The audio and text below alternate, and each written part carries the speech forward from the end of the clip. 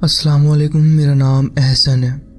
मेरी दादी ने 1960 के दौरान कराची के एक पुराने इलाके सोल्जर बाज़ार में एक घर ख़रीदा।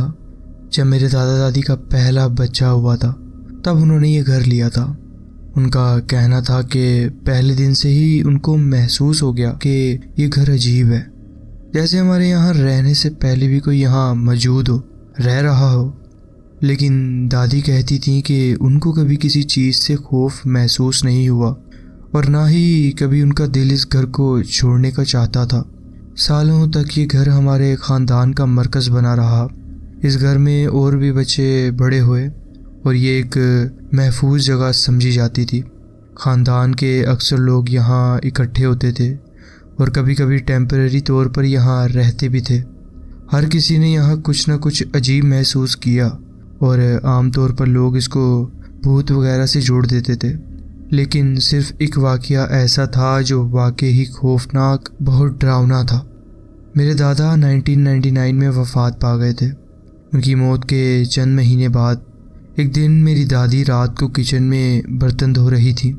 अचानक उनको महसूस हुआ कि कोई उनको कह रहा है कि घर से निकल जाओ।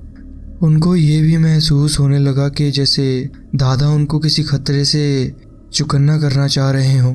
इससे पहले कि वो इस एहसास को समझ पाती, एक ज़बरदस्त ताकत ने उनको पीछे से जकड़ लिया और नीचे बेसमेंट की तरफ धकेलने लगा।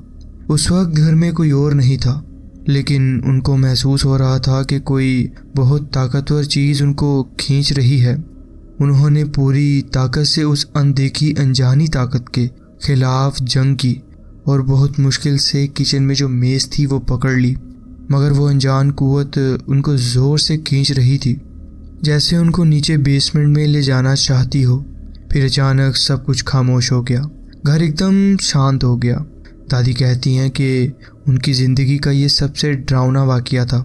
एक दिन जब मैं उनसे इसी किचन के मेज़ पर बैठा ये कहानी सुन रहा था तो उन्होंने मुझे एक छोटी लड़की के भूत के बारे में बताया जो उनके घर के बेसमेंट में रहती थी।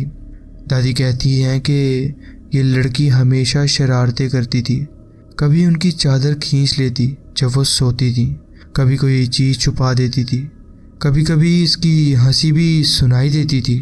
लेकिन ये लड़की सिर्फ शरारत करती थी, जैसे कोई सिर्फ खेलना चाहता हो या मजाक कर रहा हो। एक दिन मेरी अम्मी जो तब वहीं रहती थी बेसमेंट में कपड़े धो रही थी। अचानक उनको एक हल्की सी धुंध सी शक्ल नज़र आई जो एक छोटी सी लड़की जैसी थी। अम्मी ने घबरा के सलाम कहा, मगर वो शक्ल एकदम गायब हो गई। मैंने खुद इस घर में कभी कोई अजीब चीज़ महसूस नहीं की थी, लेकिन जब इतनी कहानियाँ सुनी तो अकेले किसी भी कमरे में रहते हुए अजीब सा खौफ महसूस होता था। कुछ साल बाद मैं अपनी अम्मी और दो दोस्तों के साथ उसी किचन की मेज़ पर बैठा था। मेरे दोस्त, जिनको मैं अली और अरसलान बुलाऊंगा इस कहानी में, हमारे साथ ही थे। हमारे पास बाहर जाने के लिए पैसे नहीं थे, इसलिए हमने सोचा कि दादी के पुरस्कार घर में बैठ के वक्त गुजारा जाए। अम्मी और मैं उनको घर में होने वाले अजीब वाक़यात सुनाने लगे। पहले तो वो मज़े ले रहे थे, लेकिन जब हमने उनको उस भूत का वाक़या सुनाया जो दादी को खींच रहा था, तभी एक अजीब चीज़ हुई। किचन की छत से लटकता हुआ झूमर अचानक ज़ोर से फट गया और गर्म कांचों का शीशा हर तरफ बिखर गया। हम सब एक पल के लिए बस एक दूसरे को देखते रह गए। फिर बिना सोचे समझे हमने वहाँ से निकलने का फ़ैसला किया। हमने शीशा भी साफ़ नहीं किया और बस वहाँ से भाग गए। आज भी जब मैं इस वाक़ये को याद करता हूँ मेरी रूह कांप जाती है। उस दिन कोई बिजली का मसला नहीं था, कोई इलेक्ट्रिसिटी ट्रिप नहीं की थी, लेकिन वो एक झूमर का शीशा ऐसे फटा जैसे किसी ने जानबूझकर उसको तोड़ा हो। अरसलान और अली दोबारा कभी उस घर में नहीं आए और मैं हर हफ्ते दादी को फ़ोन करके पूछता हूँ कि घर कैसा है। कभी कभी सोचता हूँ कि वो सिर्फ उस छोटी लड़की का साया था या फिर कोई और भी था जो ज़्यादा खौफनाक था। क्या उस घर में कोई छोटी लड़की से ज़्यादा भी खौफनाक है? ये था मेरा वाक़या जो मैं आपके साथ शेयर करना चाहता था। जी बहुत बहुत शुक्रिया, आपने अपनी कहानी हमारे साथ शेयर की। पढ़ते हैं अपनी नेक्स्ट स्टोरी की तरफ।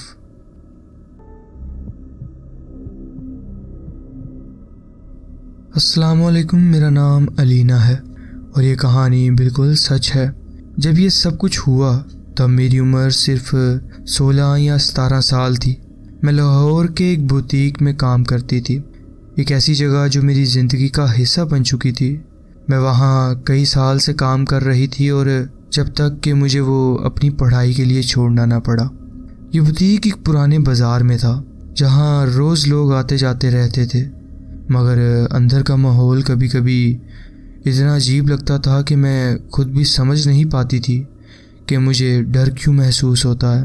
मुझे पहले भी अजीबोगरीब चीज़ों का सामना करना पड़ा है, मगर जो कुछ बुटीक में हुआ वो पहली दफ़ा था जब मुझे महसूस हुआ कि शायद ये सिर्फ मेरा वहम नहीं है। जब भी मैं बुटीक में अकेली होती थी, एक अजीब सा एहसास, जैसे कोई मुझे गुस्से भरी नज़र से देख रहा हो। मुझे वहाँ एक ठंडी हवा का झोंका महसूस होता था, जैसे कोई मेरे बिल्कुल करीब हो लेकिन नज़र ना आए। कभी कभी मुझे बिला वजह बेचैनी होती थी, ऐसे लगता था जैसे कोई सांस ले रहा हो मेरे करीब। मगर जब भी मैं आसपास देखती, वहाँ सिर्फ खामोशी होती थी। किसी का एहसास तो होता था कि कोई है, लेकिन कोई नज़र नहीं आता था। मैं हमेशा सोचती थी कि शायद ये सब सिर्फ मेरी ओवर थिंकिंग है, इसलिए मैं इस बात को इग्नोर करती रही। लेकिन धीरे धीरे बुटीक में अजीब चीज़ें होने लगी। कभी दरवाज़ा बिना किसी वजह के ज़ोर से बंद हो जाता, कभी फिटिंग रूम का पर्दा हिलने लगता बिना किसी हवा के। कभी मुझे बच्चों की हल्की सी आवाज़ सुनाई देती, जैसे कोई हंस रहा हो, मगर जब देखती तो वहाँ कोई भी नहीं होता था।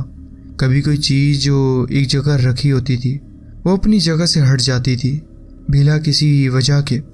मैं रोज़ अपने आप को ये कहकर तसल्ली देती थी कि शायद मेरी सोच ज़्यादा वहमी हो गई है, मगर अंदर ही अंदर मुझे महसूस होता जा रहा था कि ये सिर्फ मेरा वहम नहीं है।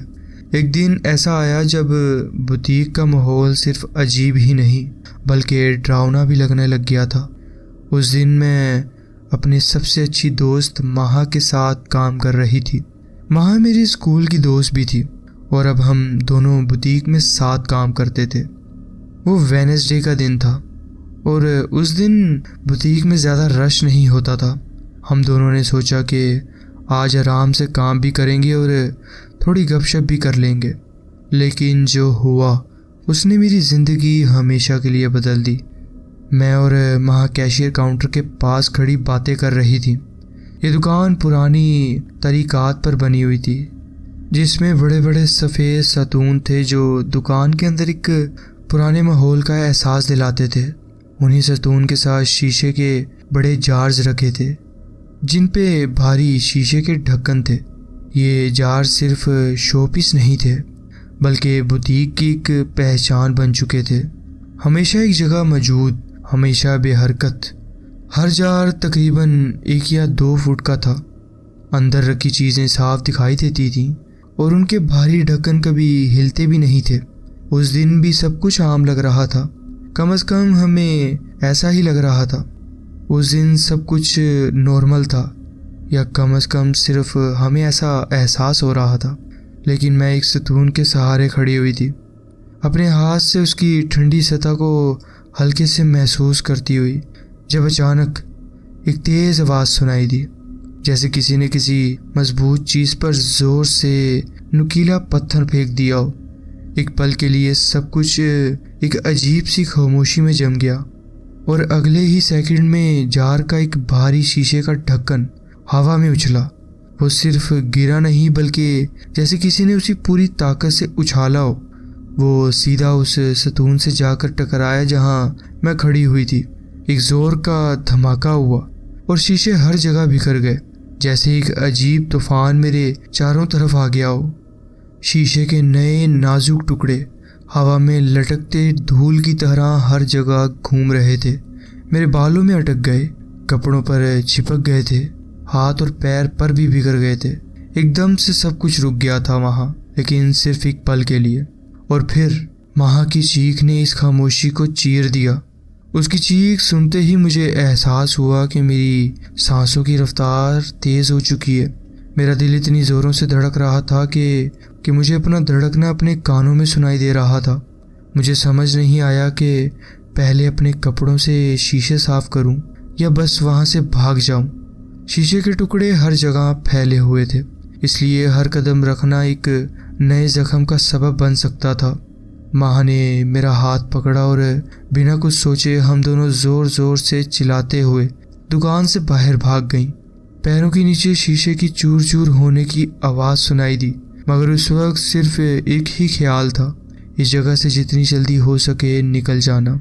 जैसे ही हम बाहर पहुंचे, रात के अंधेरे और सड़क की रोशनियों के दरमियान हमने एक दूसरे को देखा। हमें एहसास हुआ कि हम दोनों कांप रही थीं। माँ के हाथ बारिश में भीगे पत्तों की तरह लरस रहे थे और मेरी आंखों से आंसू गिर रहे थे, न जाने डर की वजह से या हैरानी की वजह से।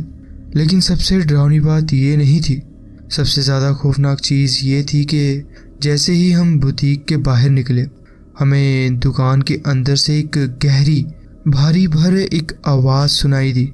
ऐसी आवाज़ जो सिर्फ एक जगह पर नहीं रुकी बल्कि पूरी दुकान में गूंज गई, जैसे कोई अंदर गरज रहा हो, जैसे कोई हमें वार्निंग दे रहा हो, जैसे कोई दिख तो नहीं रहा मगर कह रहा हो कि ये तुम्हारा इलाका नहीं है।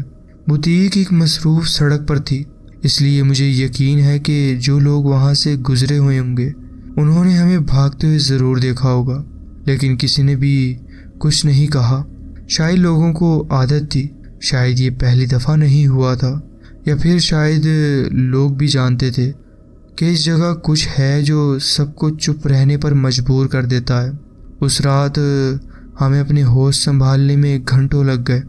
बुटीक वापस जाने का तो सवाल ही पैदा नहीं होता था, लेकिन वहाँ जो कुछ टूट हुई थी उसे साफ भी तो करना था ना।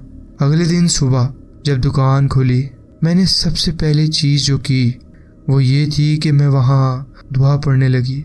मैंने बुटीक के हर कोने में कुरानी आयात पढ़ी ताकि किसी भी बुरी चीज़ का असर ख़त्म हो जाए। इन वाक़यात के कुछ अरसे बाद मैंने ग्रेजुएशन कंप्लीट की और बुटीक को हमेशा के लिए छोड़ दिया। मैं नहीं जानती कि वो आवाज़ किसकी थी, वो ढक्कन हवा में कैसे उछला था, या ये सब सिर्फ एक इत्तेफाक था या किसी और चीज़ का हिस्सा। बस इतना जानती हूँ कि मुझे दुआओं ने महफूज रखा और मुझे उम्मीद है कि मुझे कभी ऐसी चीज़ का सामना नहीं करना पड़ेगा। ये था मेरा वाक़या जो मैं आपके साथ शेयर करना चाहती थी। जी बहुत बहुत शुक्रिया, आपने अपनी कहानी हमारे साथ शेयर की। पढ़ते हैं अपनी नेक्स्ट स्टोरी की तरफ।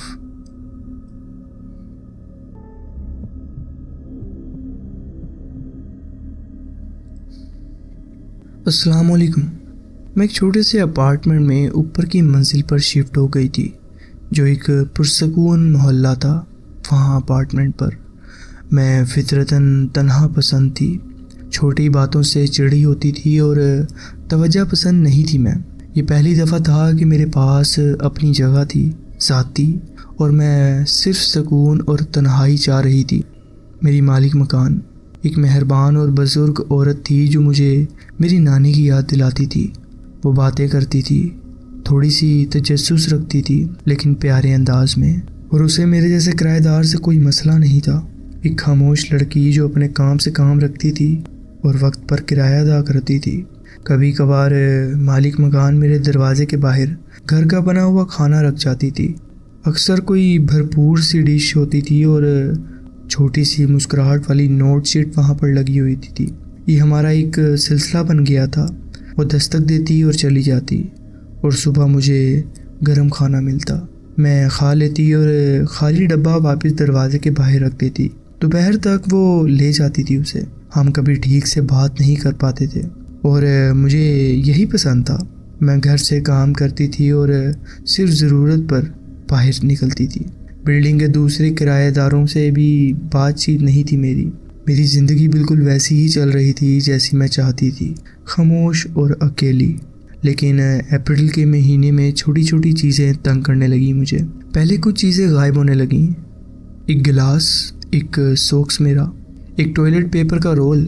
बस इतना कि इंसान अपनी अक्ल पर शक करे कि शायद ये मेरे से ही हुआ होगा। कभी कभी चीज़ें इधर उधर होती थी, मेरा टूथब्रश गीला होता था जबकि मैंने उसे यूज़ नहीं किया होता था। रिमोट गलत जगह पर पड़ा होता था जबकि मैंने उसको उधर रखा ही ना होता था। या शावर सेंटेन बंद होती थी, या तो मेरे दूसरे कमरे की विंडो हमेशा बंद होती थी जबकि मैं उसे खुला रखती थी। मैंने समझा शायद नया मकान और स्ट्रेस, या फिर दवा जो मैं ले रही थी, एंटी एनेक्साइटी गोलियां जो मुझे नींद में दबा देती थी। मैं दिन के वक्त भी सो जाती थी। एक दफ़ा मैं एक ड्रामे का एपिसोड देखते हुए सो गई और 4 घंटे बाद उठी। लेकिन फिर एक दिन ऐसा कुछ हुआ कि मेरी रूह कांप गई। मालिक मकान ने मुझे ग्रीक सैलेड और एक ड्रेसिंग दी। मैंने वो खाया, बेहोशी में चली गई मैं, और देर रात मेरी आँख खुली। हालत गफलत में थी जब देखा कि बेड के बाएं वाला हिस्सा हिला हुआ है, जबकि मैं हमेशा दाएं तरफ सोती हूँ। बचपन से आदत है। शीट्स मुख्तलिफ थी, जैसे कोई वहाँ लेटा हो पहले। वो हल्की गर्म भी लग रही थी। मेरा दिल ज़ोर ज़ोर से धड़कने लगा। मैंने पूरे अपार्टमेंट छान मारी, हर अलमारी, हर कोना, लेकिन कुछ गलत नहीं था। हर दरवाज़ा बंद था। मैंने तो बेड के नीचे भी चेक किया, लेकिन मुझे कुछ नहीं मिला। अगले कुछ हफ्तों तक मैंने ये सब नज़रअंदाज करने की कोशिश की, लेकिन अजीबोगरीब वाक़यात पड़ने लगे। मेरे सूट्स गायब होने लगे, ना कि साफ़ कपड़े बल्कि गंदे भी। मेरा टूथब्रश इस्तेमाल शुदा महसूस होने लगा। हेयर ब्रश सुबह गीला मिलता। पूरी अपार्टमेंट में अजीब सी गंद सी होने लगी, भारी मस्की स्मेल जो सुबह ज़्यादा होती थी। मुझे लगा कि मैं पागल हो रही हूँ। किसी को बताया नहीं, ख़ासकर वालिदैन को, कि कहीं वो मुझे पागल ना समझे और मुझे वापस घर ना बुला लें। लेकिन मई के महीने में सब कुछ और ज़्यादा ख़तरनाक हो गया। एक दिन जब मैं घर आई तो मुझे सब कुछ अजीब लगा। बेचैनी अपनी इंतहा पर थी। मैंने एक बैग बनाया और अपनी माँ को फ़ोन किया कि कुछ दिन के लिए वापस घर आना चाहती हूँ। जब माँ के घर पहुँची तो सब कुछ कह दिया उसे मैंने। आवाज़ में कहना इसे हकीकत बना गया, और जब कहा तो समझ आया कि शायद मैं इतनी क्रेज़ी नहीं थी। मेरे वालिद ने कहा कि वो जाके अपार्टमेंट देखते हैं। वो जब अपार्टमेंट पहुँचे और दरवाज़ा खोला, सिर्फ दहलीज तक ही गए होंगे। सफ़ेद दीवारें, हर तरफ स्याह मार्कर से लिखी हुई थी, वापस आ जाओ, मुझे तुम्हारी याद आती है, तुम मुझसे बात क्यों नहीं करती। वो फ़ौरन भाग गए और पुलिस को बुलाया। अपार्टमेंट खाली था, लेकिन कोई मेरी जगह हर दिन वहाँ रहता ज़रूर था। पुलिस ने तेज़ी से तफ्तीश की सारी। क्लोसेट से पानी के हीटर के पीछे एक छोटी स्लीपिंग बैग मिली, खाने के रैपर्स, टिश्यूज़ और मेरे वो कपड़े, मेरा ब्रश, मेरे ड्रेन से निकले हुए बाल तक थे वहाँ। मालिक मकान जो मुझे खाना देती थी, वो मुझे बार बार बेहोशी की हालत में ले जाती थी। उस आदमी का नाम इधर शेयर तो नहीं करूँगी मैं। वो मालिक मकान का बेटा था। वैसे कहते हैं कि उसे ज़हनी मसला था और सालों से अपने घर वालों से ताल्लुक़ में नहीं था। कुछ महीने पहले वो वापस अपनी माँ के पास आया था और मुझ में अजीब सी दिलचस्पी लेना शुरू कर दी थी उसने। इस अपार्टमेंट की चाबी उसने अपनी माँ से चुराई थी, एक्स्ट्रा चाबी। उसे लगता था कि हम दोनों रिश्ते में हैं। पुलिस को कहा कि वो मेरे बगल में लेटकर मेरे बालों को सहलाता था। 1 हफ्ते के अंदर अंदर पुलिस ने उसे गिरफ्तार किया। उसे सज़ा हुई, लेकिन सिर्फ चंद महीने बाद उसे एक रहब सेंटर में भेज दिया गया। अब नहीं पता वो कहाँ है कहाँ नहीं। अब मैं ठीक हूँ, हर चीज़ 2 दफ़ा चेक करती हूँ। किसी भी हमसाये का दिया हुआ खाना नहीं खाती, चाहे वो कितना भी अच्छा क्यों ना हो, और कभी नहीं समझती कि मैं अकेली हूँ। और सबसे ज़्यादा तकलीफ़ ये बात देती है मुझे। ये था मेरा एक वाक़या जो मैं आपके साथ शेयर करना चाहती थी। जी बहुत बहुत शुक्रिया, आपने अपनी कहानी हमारे साथ शेयर की।